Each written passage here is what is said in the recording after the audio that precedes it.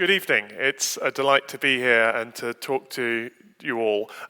Our story tonight is about what happens when astronomers get ambitious, when we look beyond the visible spectrum that we're used to seeing and that we're used to looking up at the night sky and utilizing, and start to think about wavelengths that aren't accessible to our eyes, to use technology to explore the universe. And really it's a story of perseverance. It's a story of some amazing characters who've taken part in the development of radio astronomy over the last century or so. But it's also a story of remarkable discoveries. And I thought I'd start off by talking about one that was reasonably close to home. This is an artist's impression, just to have something on the screen, of a possible planet around our nearest star, or rather the nearest star to the sun. So Proxima Centauri is just a matter of a few light years away, and we now know that this nearest star to us has at least one, actually at least two and possibly more planets going around it. And the one that features in this artist's impression, Proxima b, which is a properly sci-fi kind of name. I think Proxima, and normally I'm not into astronomers naming things, but Proxima b sounds good, goes round the star every 11 days. So it's pretty close to its star, certainly much closer than Mercury is to the sun. But because Proxima Centauri itself is a faint red dwarf, Proxima b may have the right kind of climate to support our kind of life. It's in what we call the habitable zone, clustered up against the pale red dot of its star. And so, this is a place that we can think about looking for life in the universe. And that has been done. It's been done many times, but most recently by this magnificent dish. This is the Murray-Young-Parkes telescope. It's most famous as the dish in the film, which relayed the TV pictures from Apollo 11 and the first walk on the moon to the waiting world. But it's a high-class research facility, not just a communications dish. And in 2019, it spent a couple of months spending most of its time looking at Proxima Centauri, looking for signals that might betray the presence not just of life, but of intelligence on a planet going around this nearby star. A year later, in 2020, the team who were doing this from a project called Breakthrough Listen, now colleagues of mine in Oxford, but then based in Berkeley, realized that they thought they had something, that there was a signal in these observations that seemed to be coming from a planet orbiting our nearest star. And this leaked. So anyone who likes the conspiracy theories, I've always told people that astronomers can't keep a secret. Turns out this is true. Ian Sample at The Guardian got hold of this, and on the 18th of December 2020 published a reasonably cautious article that says scientists looking for aliens investigate radio beam from nearby star. And it went on to explain that while the signal they said, will probably turn out to be something other than life, this was the kind of thing, a narrowband signal at a particular frequency that moved as if it was on a planet, that those who've spent years looking for alien intelligent life out there might have hoped to have found. To find it on the next star is really exciting. If there's an intelligent civilization next door, then surely we live in a properly Star Trek universe with intelligent species on most planets, or at least most M-class planets, and then we can go on and explore the galaxy with our new neighbors. So this was hugely exciting, and it builds on this long tradition of using radio telescopes for exactly this, for the search for extraterrestrial intelligence that goes all the way back to the 1960s, when scientists at Green Bank in West Virginia undertook what they called Project Ozma, using spare time and spare resources, because they didn't want to be seen to be spending government money listening for aliens, on pointing their telescopes at the sky, looking for repeating signals in the radio that they thought might be SETI, might be signs of extraterrestrial intelligence. And of course, this is a staple of science fiction. You know how this works. You know how radio astronomers go about this work because you've seen films like Contact. Here is Jodie Foster as radio astronomer listening in. You can tell she's serious because the headphones are upside down, to data from the Very Large Array just before in the film a signal comes in. But it's worth thinking about why radio is the astronomer's tool for choice for this. There are advantages in looking or using the radio rather than the optical. One of them, of course, is that you can observe even when it's cloudy. And for an astronomer based in Britain, this is an essential feature of radio astronomy. So have we got the live feed running? If we could just turn up the sound. This is noise from a very simple antenna acting as a radio telescope. And what you're listening to is a frequency that's associated with a TV station that's over the horizon from this antenna, which is broadcasting live on the internet on livemeteors.com. And what we're listening for is the moment when a meteor, a shooting star, hits the upper atmosphere. Just for that moment, it will ionize, it will excite atoms in the Earth's atmosphere, and then the signal from the distant TV station will bounce off that and be received by the antenna. So we should at some point hear a ping. Now, there isn't a meteor shower going on at the minute. If I did this in the middle of August, we'd get maybe as many as 80 an hour. We're listening for sporadic meteors that maybe happen once every few minutes. And I was hoping that by filling we'd hear something. But what I might do is just ask the text to let that play. Oh, there we go. That was just a gap. You know, atmospheric conditions interfere. This was going to be great when it pinged early. But you could tell I haven't faked it. We might just let that play, if that's not disturbing people. Let's just let that play. And if you hear anything, my hearing's not the best, please just put a hand up, and then we'll have a moment of meteor observation. So, yes, you can observe during the day, and you can observe when it's cloudy, and you can observe in these interesting ways. But there's a more fundamental reason to switch to radio astronomy as well. That is, I can see the sound people at the back going, this is going to ruin this lecture. I'm going to keep going till we get a meteor, though. There's a more fundamental reason to... Oh, there you go. Did you hear that? Yeah, there you go. Good. Excellent. 1 meteor detected. Kill that for now. I recommend livemeteors.com even when you're trying to get to sleep. It's quite restful in a strange kind of way. Good. We've made an astronomical observation live from the stage. That makes me very happy. There's a fundamental reason, not just observing in cloud during the day, that makes you switch to radio astronomy.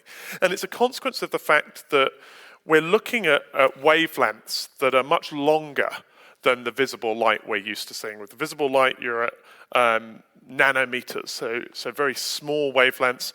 The radio waves we use for astronomy range from about 10 centimeters up to tens or even hundreds of kilometers. So these are very long wavelength radiation. And what that means is that they pass through the galaxy relatively unimpeded. And so if you look, for example, towards the center of the galaxy using a normal telescope, one with a mirror and an eyepiece, or a camera that's used to working in the optical, you get beautiful shots like this one from my friend Will Gator. But what you're seeing here is dust blocking our view towards the center of the galaxy. So this dark material actually obscures our view of much of the system that we live in. We get to only see our local neighborhood. And this, for those of you who were here for my first lecture earlier in the year, this was why William Herschel's great project of mapping the Milky Way by counting stars fails. It fails because all he does is measure how much dust there is in the galaxy, absorbing and scattering visible light.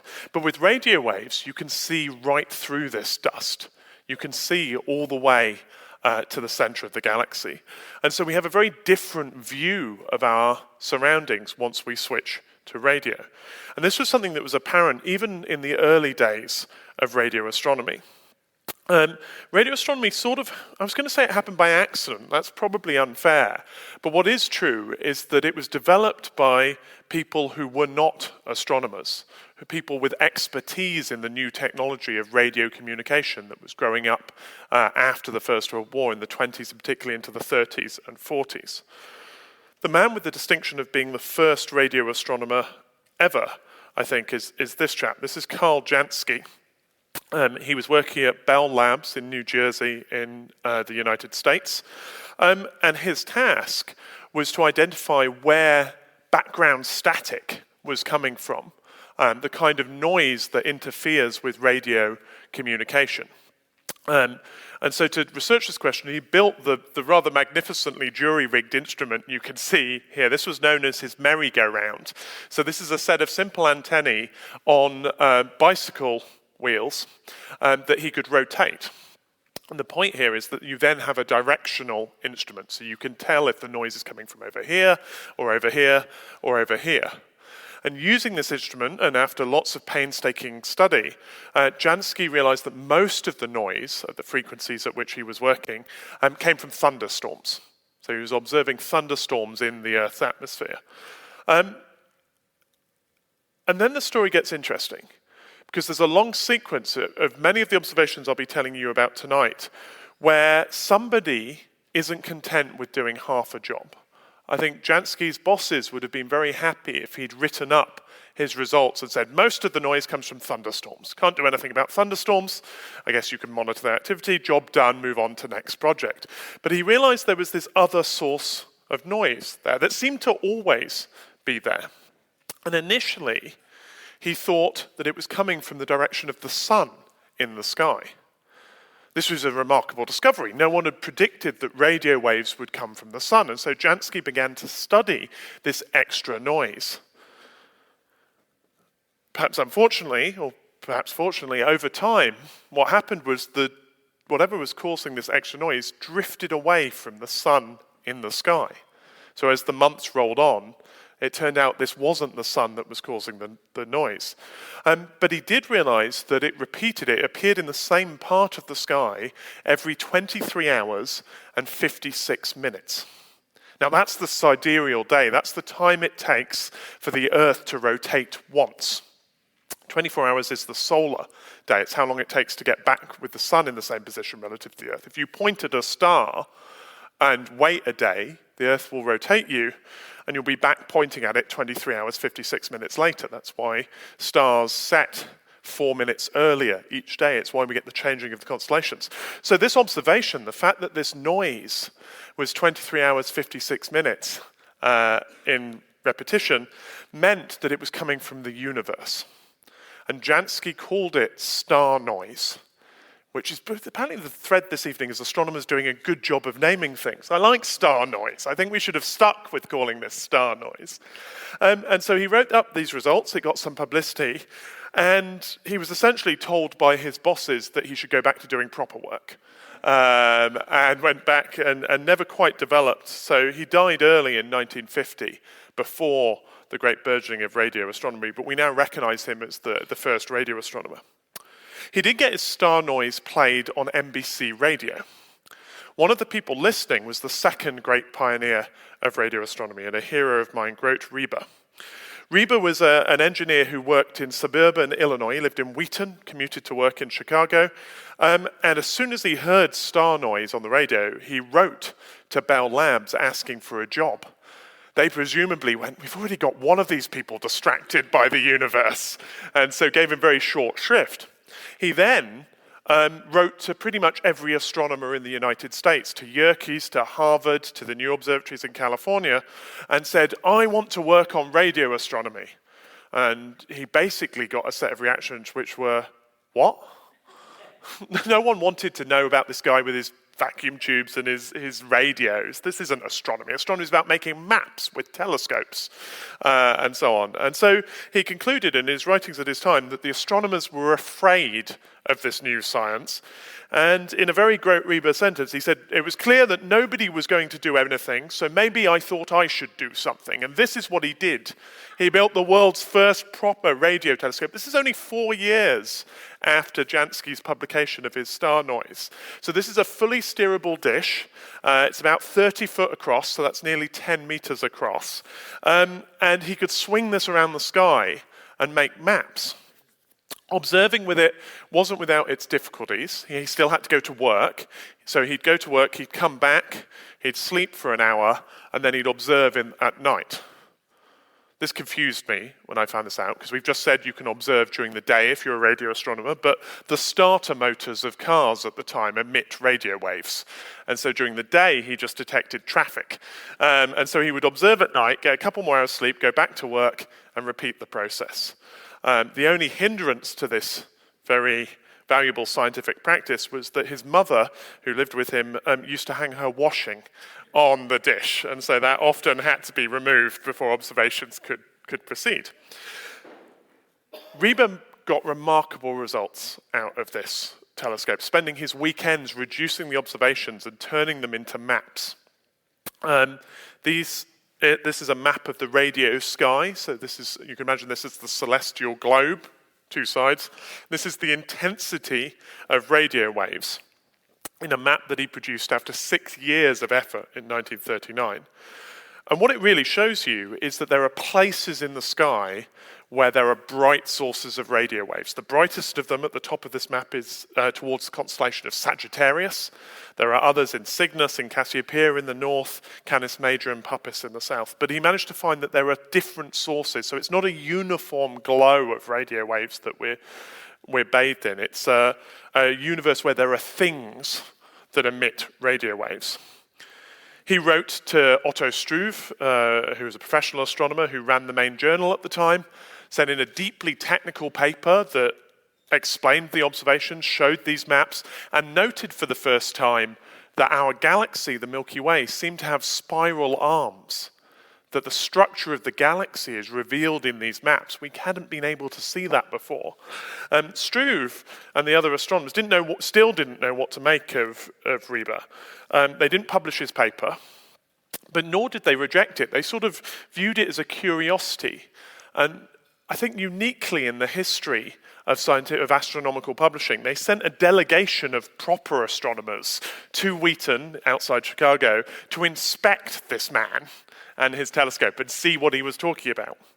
After he seemed to have passed the inspection, they published the paper many years after it had been submitted, and Reber complained that his data had been sat on until it got mouldy, starting a lifetime of really not getting on with the scientific establishment. But he'd shown that radio astronomy, not just radio monitoring of a background noise, was possible. I could fill the rest of the lecture with Reber. He ends up in the 50s employed as an astronomer, but he proposes a telescope that's bigger than anything we've got today, which the US government doesn't want to pay for. He then decides that the solution is to look for radio waves bouncing off ocean waves, so you use the ocean as a radio telescope, essentially. That takes him to Hawaii. While in Hawaii, he decides he doesn't want to come home, so he quits his job and stays in Hawaii for about 20 years. He ends up in Tasmania, where he publishes a well-cited paper that explains that Tasmanian parrots are right-clawed, in the same way that some of us are right-handed. He also studies the genetics of beans, builds his own electric car, and has a house that's mostly made of aluminium to keep the energy use down. It's very advanced for the 70s. He also built more radio telescopes and was frustrated that he couldn't prove his theories of cosmology. He didn't believe in the Big Bang correct. He acknowledged that other astronomers didn't agree with him, but he put that down to what he described as narrow-minded incompetence, and thought that the problem was the Earth's upper atmosphere. We had a demonstration earlier that the Earth's upper atmosphere can change properties of radio waves passing through it. That's how we heard the ping of the meteor. And so Reber requested an intercontinental ballistic missile to be launched above his house, thinking that its exhaust would change, this is all true, by the way, that it would change the ionosphere and enable him to make his observations. Now, that didn't work. He wasn't allowed to use an ICBM, but he did have enough clout at the age of 70 that NASA fired the engines of a space shuttle while it passed over his observatory in an effort to change the upper atmosphere. And, I think aspiring to that sort of influence after a career spent studying parrots, making inventions, and inventing a branch of science, I think there's a reason that he's a hero of mine. However, he left questions behind as he left the astronomical mainstream. Mainly, what on earth are these things that are emitting radio waves? And in particular, what is this bright thing in the constellation of Sagittarius? Now, we've seen Sagittarius already. When I showed you this picture, this is an image of the middle of our galaxy. We're looking towards the center of the Milky Way, and the constellation of Sagittarius is right there, looking a little like a celestial teapot for those who know their constellations. But working out what this thing was had to wait until sharper images could be obtained. The trouble is that how sharp an image produced by a telescope is depends on two things. One is the size of the telescope, A bigger telescope will give you a sharper image. But it also depends on the wavelength of the light that you're looking at. And because radio waves have this long wavelength, you get blurry images. That's why in the 1930s, when we were taking beautiful pictures of nebulae in the radio, we're sketching squiggles on a map. The solution is to have a very big telescope indeed. But building very, very big telescopes is very difficult. And so by the 70s, what people have learned to do is what's called interferometry. Combining light from many telescopes. This is the Very Large Array in New Mexico. And though these are all individual dishes, they act as one telescope. So you feed the signal they receive, either directly at the time through cables or later in the computer, into a central system. And you get, to some extent, an image that's as sharp as if the dish was as big as the whole array. And these days we can combine dishes from across continents to produce virtual telescopes that are the size of the Earth. Using an early version of this interferometer in the 1970s, astronomers were able to show that that thing at the center of Sagittarius is small. It's less than a parsec, so that's less than about 3 light years across. So even though whatever it is bright enough that we see it from the center of the galaxy more than 20,000 light years away, it's a small object. And it was called, at that point, Sagittarius A star, foreshadowing GCSE grades by a couple of decades. The star is a chemical notation for being excited, and the astronomers in question thought it was exciting that they had this compact source. Now, the galactic center is complicated. Here is a modern radio image from the Meerkat telescope in South Africa via my colleague Ian Hayward and co in Oxford. You can see there's all sorts of stuff going on here. The compact source is the bright thing at the bottom. That's Sag A star, Sagittarius A star. You can see there's a sort of bubble. You're looking at gas here, and so there's a bubble of gas just above that bright object. And then there's these mysterious arcs that sweep across this image from bottom left to top right. They're filaments of material, and we don't understand yet what the cause of these structures are. We need to look more closely. We need to see if they change over time. We need to investigate them at different wavelengths. But we do now know what lurks at the center of that blob at the bottom of the image. And we know this not just because of radio, but because we followed up with other wavelengths. Having identified that the center of the galaxy is interesting, we can look in the infrared. And using the infrared, because we get a sharper image of the center, we've been able to watch over time stars move near this object. So this is a movie from a group led by Andrea Gates in California, from a telescope called Keck, which is on Mauna Kea on the big island of Hawaii. And the year is in the top right here. So this is 1995, and I'm going to run almost 20 years worth of observations at the center of our galaxy. This is an incredibly small patch of sky, much less than a thousandth of a degree across. So we're using all sorts of technology to get this incredibly sharp view. But what you can see over time is that the stars move. They also move in orbit around some object that's at the center. It's marked by the open star shape here, which I've added. That's not what stars look like. But it coincides with the position of Sag A star. So the radio source is right at the middle. And because we know about stars, and because we know how massive these stars are, particularly this one that's coming down now with the yellow trail, that's S2, which we've observed complete a whole orbit, takes about 16 years to do so. We're able to measure the mass of the thing at the center. It's a sort of basic physics problem. And at the center, whatever Sag A star is, it weighs 4 million times the mass of the sun. And all of that mass is in a volume that's smaller than that of our solar system. And theory tells us that if you put that much stuff in that smaller space, then it collapses to form what's called a black hole. So an object whose gravity is so immense that not even light can escape. And in a bravura feat of radio astronomy, organization called the Event Horizon Telescope used telescopes from all over the world over many years to release a couple of years ago an image in the radio of that very central object. And here it is. It's sort of an orange donut at the center of our galaxy. So this is Sag A star, more or less. And what you're seeing here around the edge is very lucky light that escaped from just outside the event horizon of this black hole. The event horizon is the point of no return. And you can see the structure. The blobs are partly due to the gravity distorting the light and partly due to structure in the disk. And in the center, this dark patch in the middle is what you can think of as the shadow of the large black hole at the center of our galaxy. So more than, where are we, set 39? So more than 80 years after Rieber and Jansky discovered that there was a source in Sagittarius that was emitting radios, we could see the hot gas falling into the black hole, which is responsible from those radio waves. And if that's not exciting enough, when this image was released, if you were in the States, Dunkin' Donuts would give you a free, specially made glazed donut. Unfortunately, only on that particular day, and only in the US, which made me extremely upset. So I call upon the donut makers of Britain to celebrate the center of our galaxy and this iconic image. If Gresham achieves nothing else this year, I think if we can get free donuts for everyone who's in the audience, and those of you online, I think we'll have done well.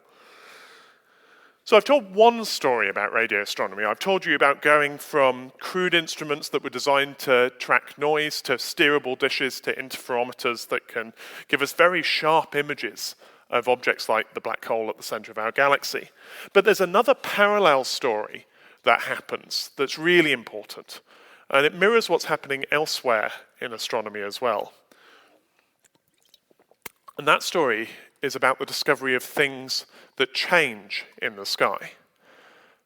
Fundamentally, there are only two kinds of astronomy. We map things and we watch them move, right? That's essentially, we're still a visual, hey, I'm slipping up, still observational science, right? Those are the things we can do. So I've talked about mapping, trying to take pictures of objects. We can also watch things change in brightness. And sometimes that can be really, really important. When in the 1950s and early 1960s, astronomers, particularly in Australia, particularly in Cambridge in the UK, had mapped the radio sky, we'd got to the point where there were a few hundred, heading towards a few thousand sources in the sky. So we've got a sky full of what were called radio stars, of objects that we could observe. But there was a school of thought that said those must be nearby. And there was a school of thought that said these things must be in the distant universe. And one of the ways to resolve that is to take a closer look at them and determine whether they really are point sources like stars, in which case you might assume that they're distant, or if they're closer, then you might be able to see structure. Maybe they'll be shaped like a nebula or like a disk or something like that, in which case they're close enough for you to see them as more than points. They must be nearby. And we can use an old way of distinguishing these things, which is to see whether they twinkle, essentially. There's a legend, stroke observer's guide, that, twinkle, twinkle, little star. If you talk to people, if you read old observers' manuals, they'll tell you that planets, when they're seen in the sky, if you go outside tonight and look at Jupiter in the sky, they'll tell you that planets don't twinkle. And the logic is that, though you can't see it with the naked eye, when you look at Jupiter, you're not looking at a point source of light. You're looking at something that's close enough that we can see a disk. And when that moves around the sky, it matters much less than when a point moves. And so stars twinkle more than planets. Personally, I can't see it. I can't distinguish the two. But maybe if you go outside, you can have a look. And this definitely works in theory. So the experiment that the Cambridge astronomers wanted to do was to observe as many sources in the sky as they could with greater time resolution. So instead of just adding up all the radio waves that were received over hours, looking at them minute by minute, and even second by second, to see whether they were twinkling, to resolve this issue of distance. And the task was undertaken by a group led by Anthony Hewish, but the work was carried out, the observational work in particular, once the telescope was built, was carried out by Jocelyn Bell Burnell, who's pictured here with the telescope. Now, it's a weird telescope. It's a set of antennae. It covered a large field, the area of which covered something like 57 lawn tennis courts. And Jocelyn described her beautiful instrument as looking like something you could string peas along, which I think is fair enough. While carrying out these observations, what she's doing is she's looking at the output on graph paper of one of those old-fashioned chart recorders with a pen that moves up and down to record the strength of the signal. And she noticed a little bit of scruff in 1967, just here, above my finger, labelled CP on here, where the pen just scribbles for a second. That's an observation of an object that's changing rapidly, and it turns out regularly in the sky. Now, natural things aren't supposed to change rapidly or regularly. This is the behavior that we associate with intelligence here on Earth. Natural things change slowly and don't beat out a steady pulse. That's a biological trait. And Jocelyn and some of the other astronomers nicknamed this source LGM-1, which stands for Little Green Men. Now, it's not clear that they ever thought this really was intelligence, though Jocelyn has told me about a time when she was cycling back from Cambridge, from the observatory into Cambridge late one night, being annoyed that aliens had got in the way of her PhD, which is a mark of the kind of person doing this painstaking work, I think, being annoyed you've discovered aliens. And in any case, they were reasonably relieved when they found a second one, LGM-2, because they felt that the odds of two separate alien civilizations doing exactly the same thing were low. And so they felt then that they were sure that they'd found something natural. But what these things were was an important question. And even before that, whether these things were real. This is the kind of thing that you might expect from an electronic artifact, noise in the system that had been built.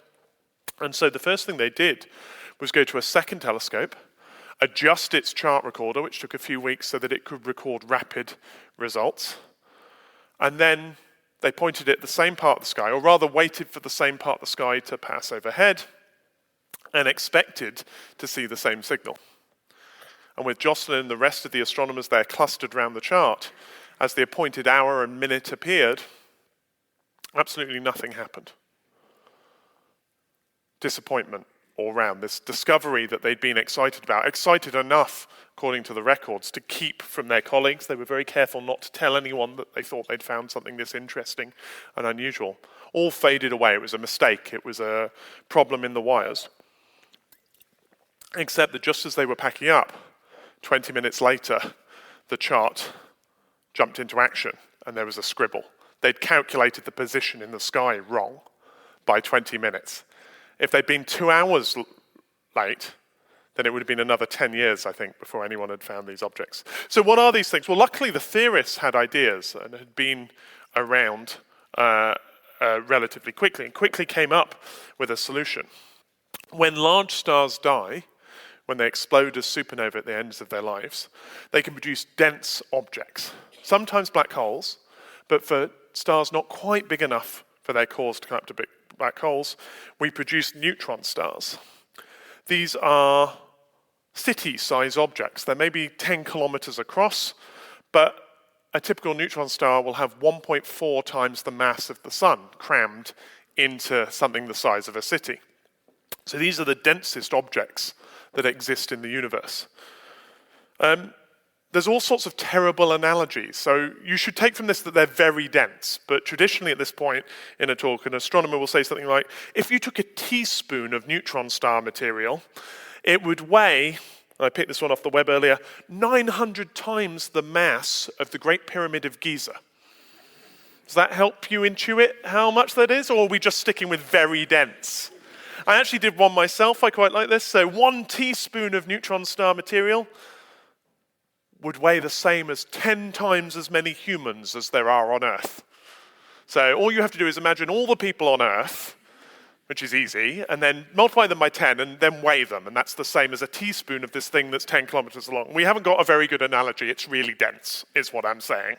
But how are these things producing these pulses? Well, it turns out because they're the core of a star, and stars rotate, when you've got the core, it rotates pretty fast. And there are magnetic fields. They inherit the magnetic field of the star, and that can produce beams of radiation that shoot out from the magnetic pole of the neutron star. And so if you happen to be in a place in the universe such that one of these beams sweeps over you, then you see a regular pulse. And this can happen every few seconds, or it can happen a few thousand times a second for the younger pulsars. They slow down. And so that's what these things became called. They're pulsars, they're pulsing stars, but they're the dead remnants of old stars still shining beams across the universe. And this is an interesting property, because this is, in some sense, a clock. It's a thing that's counting. Just like lighthouses keep time and can be used to navigate, we can use pulsars to navigate around the galaxy.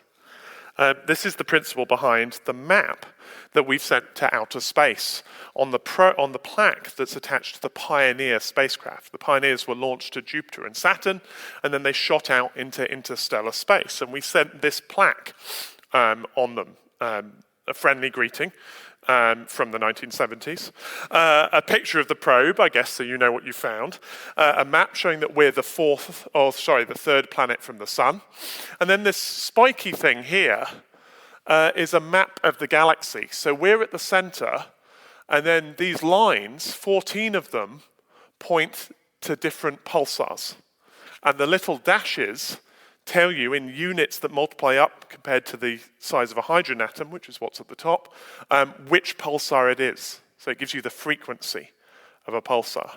And the 15th line points to the galactic center. So this should be enough information for alien astronomers who recover the Pioneer probes to find us, which is a cheerful thought. Don't worry, the odds of the Pioneers being found by, I don't know, there may be super intelligent satellite capturing beings who hate littering. I don't know. But the odds of the Pioneers being found in deep space are low, I think. But it's interesting to me that pulsars were used for mapping.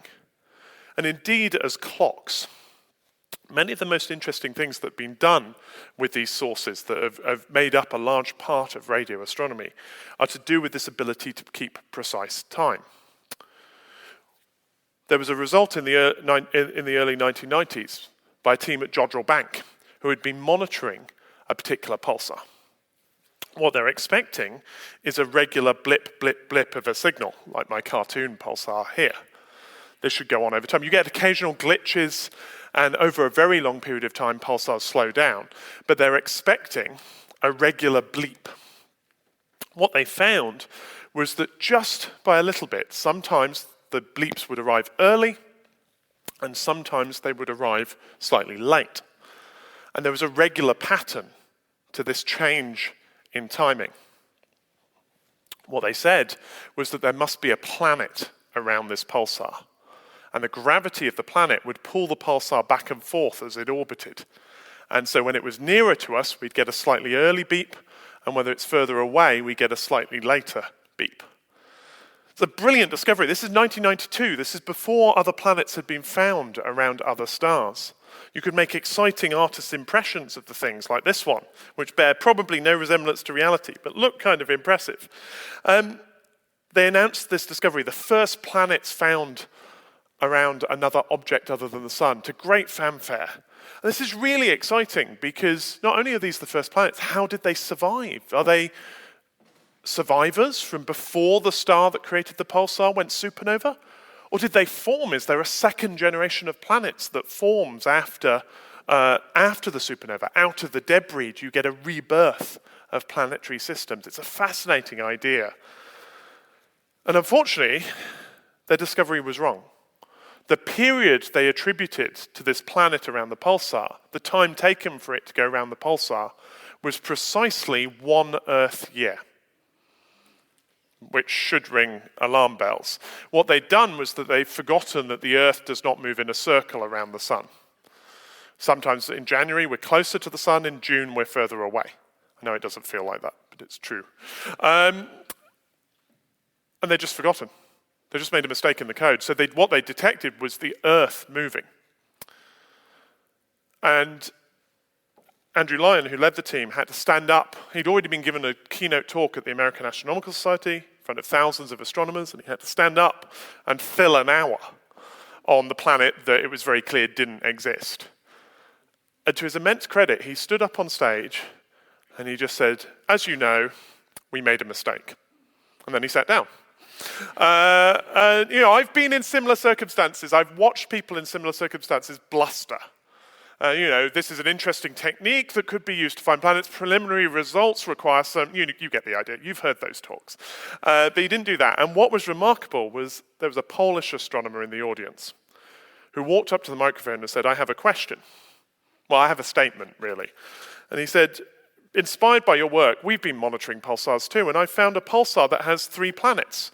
2 that are Earth-sized, one of which goes around in 67 days, one of which goes around in 98 days, and then one very close that's very small. It's still, I think, the smallest planet we know of. Just 2% of the Earth's mass that whips around the pulsar every 25 days. And these are real. There's now a handful of pulsars where we can detect the presence of tiny planets next to something that weighs 1.4 times the mass of the Sun because they're being pulled back and forth. And the precision of the timing is such that we're able to pick out the signatures of these planets. We can play other games with pulsar timing as well. In the 70s, 2 astronomers called Hulse and Taylor discovered 2 neutron stars in orbit around each other, one of which is a pulsar. So we get these blips, and again, over time, monitored with Arecibo in particular, so this is a 30-year data set. This is just the time taken for the pulsar to complete an orbit around the center of gravity of the system.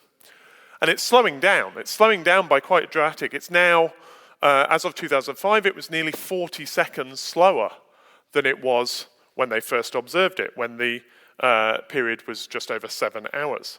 And what's happening here is that as these 2 massive objects that are very close, they're close enough they go around in just over 7 hours, as they spiral each other, they're losing energy. And so they're getting closer and closer and closer together, and they will eventually merge. But what's remarkable is that they're losing energy via a mechanism that Einstein's theory of relativity tells us about, which is via something called gravitational waves. These are ripples in space itself. So these are massive objects moving fast enough that they cause ripples in space that spread out through the cosmos. And we can see the effect. And we can predict actually how fast these things should be slowing down. And Hulse and Taylor won the Nobel Prize for testing this fundamental idea of general relativity. And then just last year, astronomers went one better.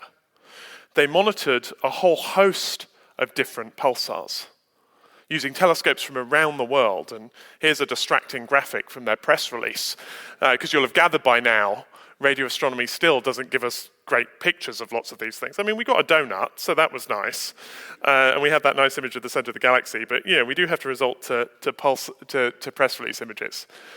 In monitoring many, many, many pulsars, what these teams were able to discover was that the space that the Earth travels through, and I guess we do too, isn't still.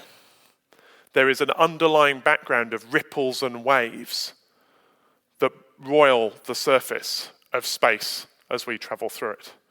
We live in this sort of unstable medium. It's a very subtle effect. It's only detectable because of the precision with which we can make measurements of these pulsars. But we can see the effect of this rippling on our timings. And that, too, is a detection of gravitational waves, this time caused by colliding black holes in galaxies hundreds of millions of light years away. And over the next 20 years, we'll make more of these observations, and we'll perhaps even be able to start to say where those colliding galaxies are. At the minute, all we know is that the sea is choppy. But I think detecting that is remarkable, and it comes from the precision with which we can monitor these objects that Jocelyn discovered back in the 1960s. So pulsars are exciting, but there are more dramatic transients as well. Should end the lecture with a bang, I think, or at least a series of bangs. We're back to Parkes, which in 2007 had detected a new type of source, a burst of radio waves coming at a particular set of frequencies from all over the sky, seemingly from the distant universe. So not associated with the Milky Way. Most of the pulsars that we see are in the Milky Way. These are bursts coming from the distant universe. And as astronomers, as we've established, are good at naming things, we've called these the fast radio bursts, because they're fast bursts of radio waves. They're FRBs for short. Now, not all FRBs looked alike. There was a subset of these things that occurred at one particular frequency. And the team at Parkes, who were suspicious of them, called them peritons. Now, in Greek mythology, a periton is a stag with a human shadow. I'm not an expert on Greek mythology. We have other lecturers for that, so if somebody wants to give me the context, that'd be good. But the point is, they suspected these would be man-made, but they couldn't quite work out why. Only Parkes could see them. Other telescopes lacked the instrumentation, the expertise, the know-how, the chutzpah, the capability to see these exciting objects. And they were published in about 50 different papers over the years, until 2015. In 2015, a retired engineer, somebody who Jansky and Rieber would have gone on with, I'm sure, saw some of these papers and said that he knew exactly what the source of these peritons was. There was, to be fair, a clue in the data. This is the time of day at which those things were observed. And as you can see, these celestial sources from the distant universe favor lunchtime at the observatory. The engineer in question had worked on microwave ovens. And it turns out that the microwave ovens in the visitor center at Parkes, which were more than 25 years old, were malfunctioning. In particular, your microwave oven, if you open the door before it goes ping, which I have been known to do, I am an impatient person, it's supposed to stop producing microwaves for all sorts of good reasons. These didn't. So every time somebody was impatient for their lunch, they created a signal which the telescope could detect. This had been happening for years. They now have some new microwaves. Peritons don't exist, but fast radio bursts do. And we don't know yet what they are. They're mysterious sources that sometimes repeat but don't always, that mostly come from distant galaxies but once didn't, that appear at different frequencies. And we're just at the beginning of working out what these objects are. The radio sky is much stranger than we thought it was. Teams in particular in Australia, led by people like Natasha Hurley-Walker, who's an amazing scientist, have shown that there are things like pulsars, but which take hours to pulse rather than seconds. We don't know what they are either. One of them, the first one they found, turned off in the 2 years between the data being taken and them going back to look on it. Another one has been going for 30 years. There is a diversity of behavior that we don't understand. And we will have much more of this because of an effort called the Square Kilometre Array, the SKA, which is going to plant dishes across southern Africa and across Western Australia, sensitive to all different frequencies, to look through the radio sky and to find out what might be out there. The SKA, by some estimates, will be capable of detecting airport radar on any of the nearest 100 star systems, something like that. So that gives you some sense of the capabilities that we're about to have. The first dishes for the SKA are on site, and they produce that galactic center image that I showed you earlier. And it's going to be a marvelous time. But I did leave you with Proxima and BLC-1. And I want to finish by saying that this candidate, Breakthrough Listen Candidate 1, this possible signal from our neighboring planet, turned out, like most of these things, to be not aliens. A careful look at the data showed that it repeated this signal, not just when the telescope was pointing at Proxima, but also where it was pointing away from the star. And so it appears to be a kind of interference, perhaps from a satellite, perhaps from some malfunctioning radio equipment.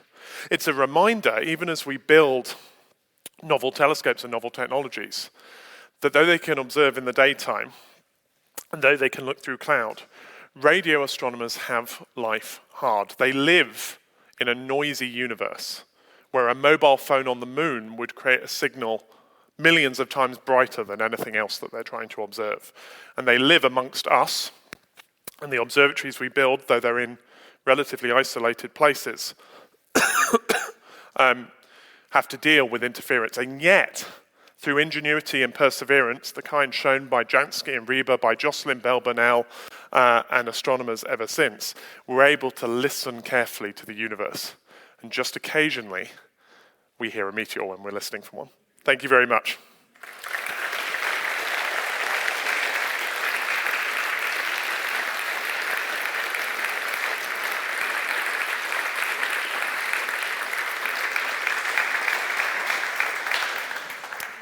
Thank you very much, Chris. That was wonderful. And we're all I'm full up with questions, which is great. Trying to choose one. Let's start with an early one. So this is about the SKA. Why not share high and low frequency arrays in both South Africa and Australia for an intercontinental baseline? Yeah, no, this is a technical question. So you'll see there's two types of telescope here. So on the left are the things we're going to put in Southern Africa, and on the right is what's happening in Australia. And they're designed for different frequencies. And there's a split. So though it will work as one telescope, we'll observe different frequencies from different places. And it's just to simplify the engineering, really. The original plan was to put everything on one site. That would make life easier. But both sites are great. Both countries, both South Africa and Australia, were hugely supportive. And so just for simplicity, it's on two different continents and two different types of thing. Whether you'd want to mix it in the long run, sure, but for now, this is probably a 40-year effort to build this telescope. So later, we'll mix it up, but for now, we just want our dishes out there. The nice thing about a radio telescope is that if you make it out of many dishes, you can start observing as soon as you put one down. And so we have telescopes on the ground now in both countries that are 1% of what we will end up with, but they're already producing amazing results. So we're on the way. That's brilliant. And how might AI help with radio astronomy? Yeah, so there's a bit of this story that's hidden that I didn't talk about, in that the great advances aren't always driven by telescopes, they're driven by computing. And in particular, the ability to combine data from different observatories makes an enormous difference. And that's a tale of, can you afford a good supercomputer?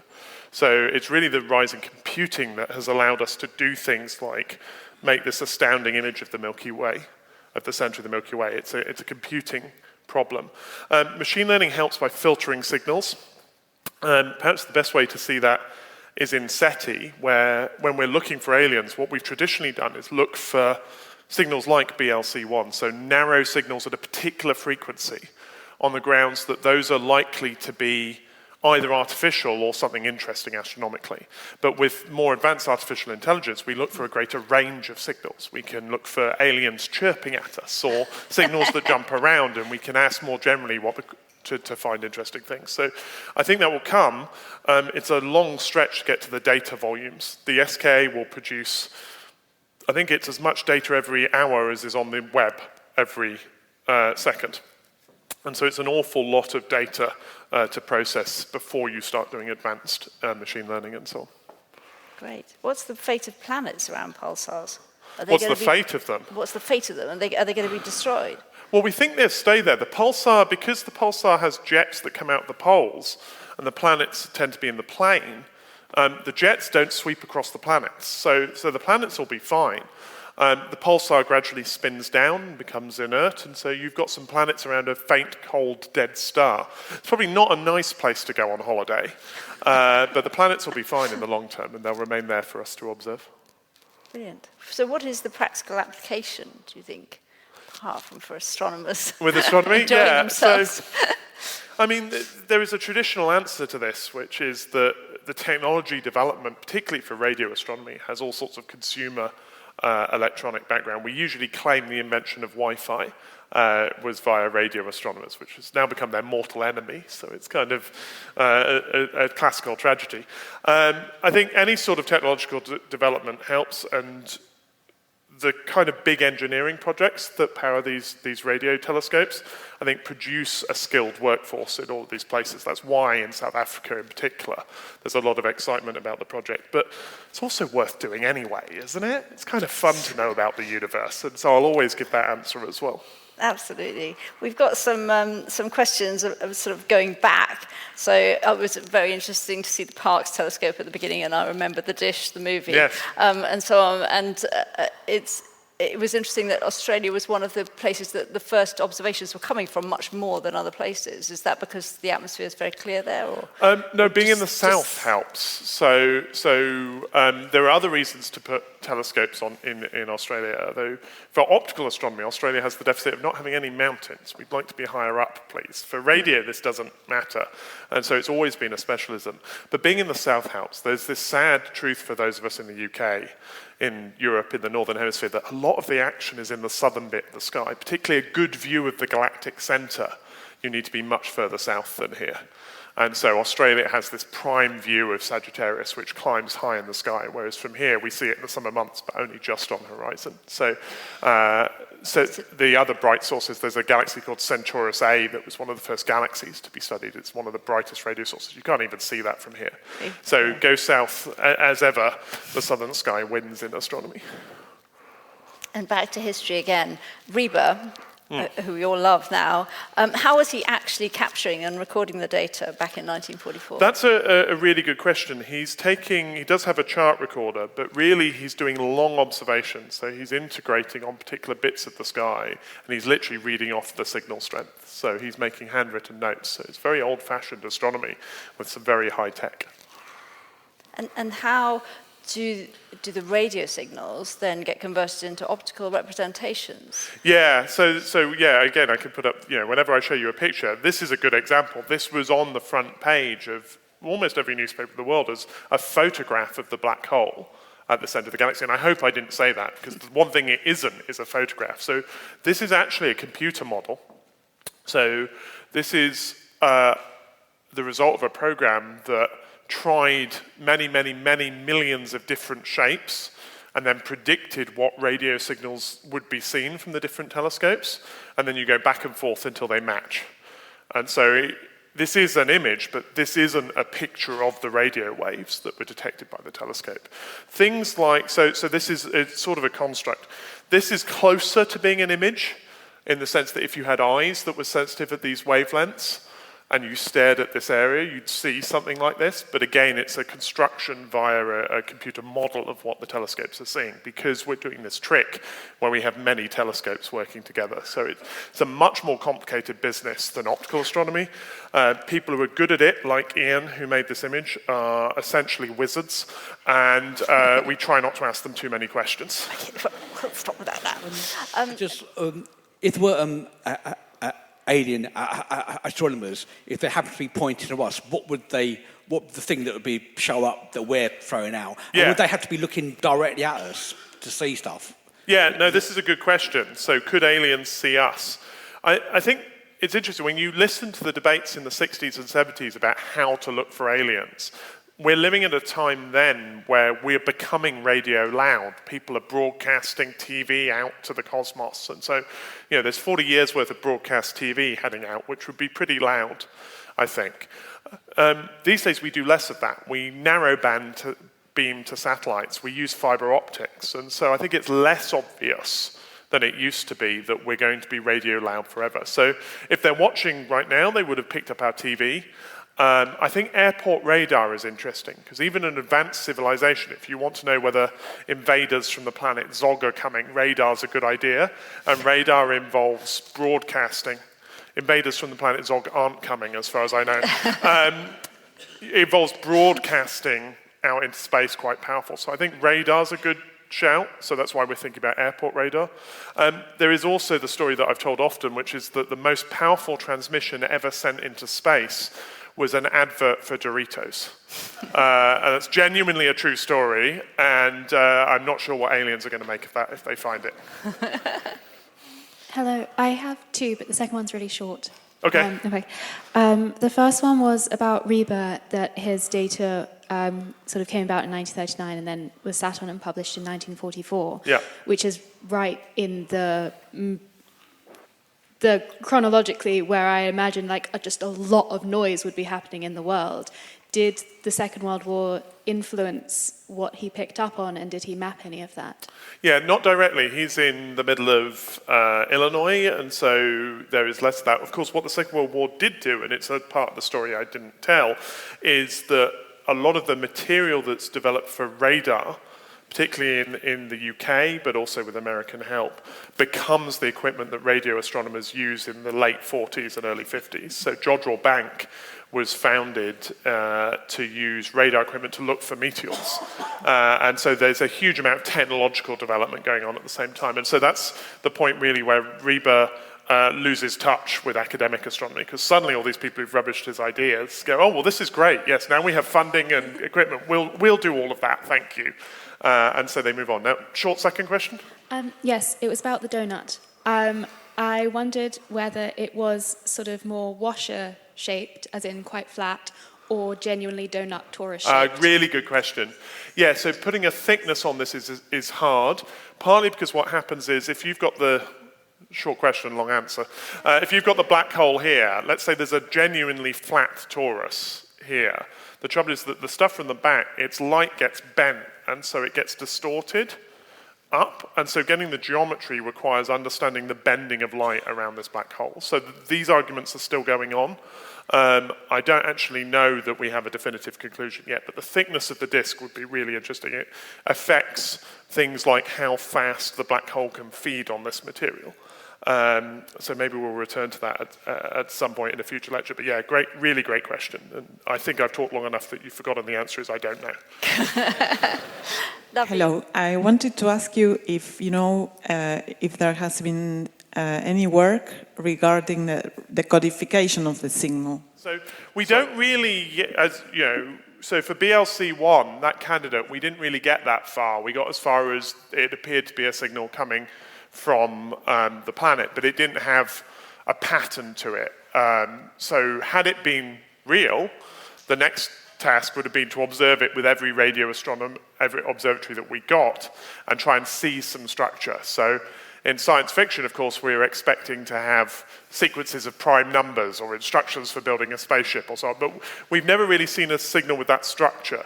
The closest we've got is Jocelyn's Pulsars were a regular pulse, so you can imagine that encoding a number or something like that, but we don't yet have anything complex enough that people have tried to decode anything. It's an obvious next step if we find a signal, but it will be a task for the world, I think. One of the things I said in passing was that astronomers can't keep secrets, and that's true, but we also literally can't keep secrets. If I observed tonight what appeared to be a signal coming from an intelligent source out amongst the stars, the first thing I have to do is tell the US, South America, and Australia so that they can keep monitoring it, because you wouldn't want it to drop out. And so we end up in a global network of people listening pretty quickly, and then the signal becomes public. So when that happens, we can all decode it together. Thank you for the question. Lovely. I'm afraid that brings us to the end of our time. Let me just point out that Chris has got a book coming out very soon. It's going to be on sale at the next lecture, which has been moved to the 29th of April. It will be here in Conway Hall again. I do hope you'll all be able to join us. And meanwhile, I'd like you to join me in thanking Chris Lintott very much. Thank you.